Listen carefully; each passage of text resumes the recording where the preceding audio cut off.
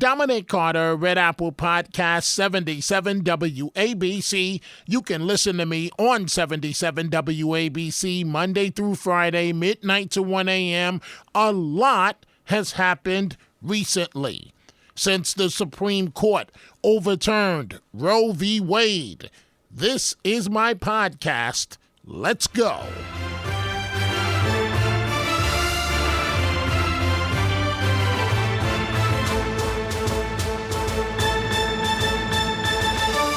Hours after the Supreme Court made its decision, an estimated 17,000 protesters made their way from Washington Square Park to Midtown here in New York City. You have every right to exercise your First Amendment. The next day, in Portland, Oregon, protesters smashed windows, scrawling graffiti on downtown businesses as protests continue to rage across the nation. A flyer announcing the march said, "If abortions aren't safe, then you aren't either." You have a right to protest, but not to injure police officers or destroy property. So, Dominic, where do you stand? One, the Democrats have just been thrown a lifeline that may completely save them in November at the ballot box. This ruling is a game changer. I'm pro-choice. I don't agree with the finding of the court, but we live in a system of laws, and the Supreme Court has ruled you have a right to protest, but not to harm Supreme Court justices or their family members. You may be upset, but you should not be protesting outside of their homes. Now, the darling of the far, far left came up with an idea that is fair, at least in theory. AOC, Representative Alexandria Ocasio-Cortez, says there should be consequences, including impeachment.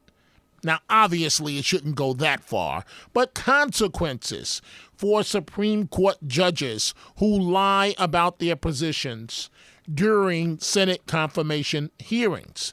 This comes amid allegations that Justices Brett Kavanaugh and Neil Gorsuch misled members of the Senate about their positions during confirmation hearings.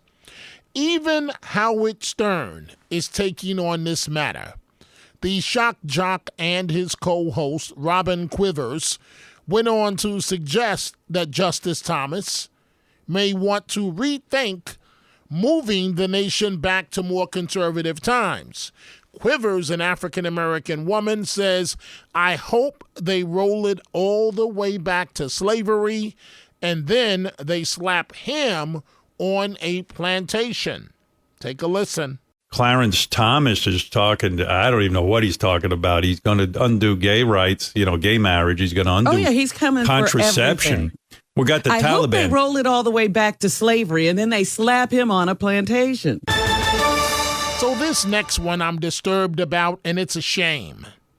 First, some clown slaps Mayor Giuliani, Rudy Giuliani, in the back, and the guy was arrested.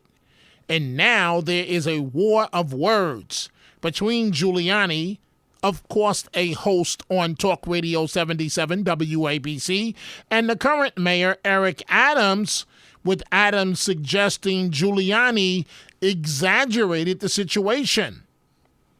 One, Giuliani deserves better for saving the city of New York. He was minding his own business, campaigning with his son Andrew, and Giuliani was not just slapped on his back, but also verbally insulted by a ShopRite worker angry over the Roe v. Wade decision. And the guy said to Giuliani, "You are a effing scumbag." His alleged attacker, 39-year-old Daniel Gill, of course, walks free after the charges were downgraded. And he was still dressed in his ShopRite uniform the next day following his arrest. He kept his head down and refused to answer questions as he left Staten Island Criminal Court. Giuliani described to Curtis Sliwa what happened. I come here, first thing I have to do is I have to use the men's room. So I get out, I walk to the men's room, I come out of the men's room, a group of people are around me, hugging me, kissing me, telling me Andrew's great. And all of a sudden, I feel a shot on my back, like somebody shot me. I went forward, but luckily I didn't fall down.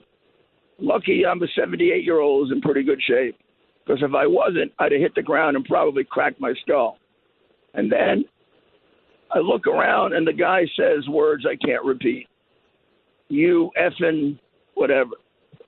And then he goes on and on and on, yelling and screaming. He moves away, yelling and screaming things like, you're going to kill babies, your people are going to kill not babies, you're going to kill women, you're going to kill women. He looked either drunk or high. He works for ShopRite. And I thought to myself, I might have ordinarily ignored it. I said to myself, I'm going to have this guy arrested because this is going on too damn much. I mean, suppose I was a weaker 78-year-old and I hit the ground, cracked my skull, and died.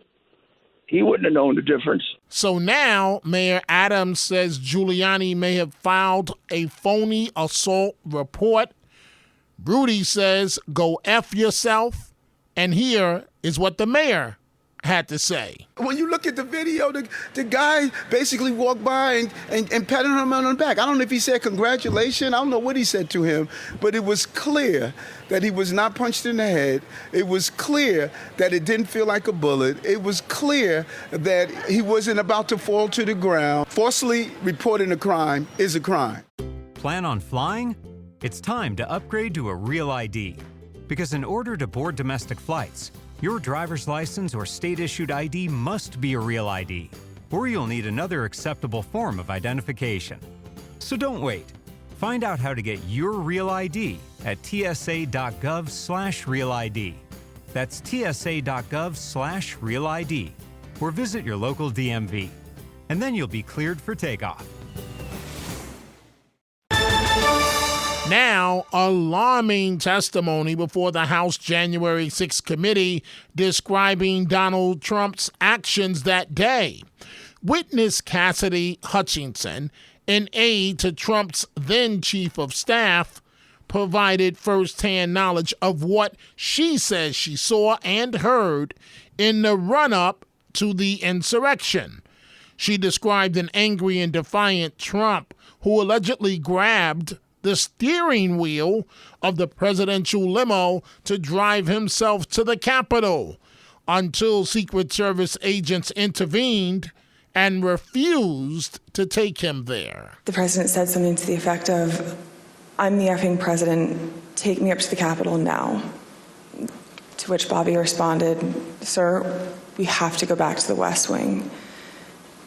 The president reached up towards the front of the vehicle to grab at the steering wheel. Mr. Engel grabbed his arm, said, sir, you need to take your hand off the steering wheel. We're going back to the West Wing. We're not going to the Capitol. Mr. Trump then used his free hand to lunge towards Bobby Engel.